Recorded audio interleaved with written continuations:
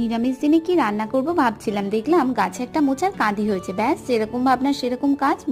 মোচাটা কেটে প্রায় আধ ঘন্টা মতো নুন জলে ভিজিয়ে রেখেছিলাম, আর অন্যদিকে একটু আলু সেদ্ধ করে নিলাম। তারপর ওই মোচাটা জল ঝরিয়ে তাতে একটু নুন, হলুদ, লঙ্কার গুঁড়ো দিয়ে, জিরের গুঁড়ো, স্ম্যাশড আলুটা দিয়ে বেসনে মিশিয়ে উপর থেকে একটুখানি সর্ষের তেল ছড়িয়ে দিলাম মুচমুচে হওয়ার জন্য।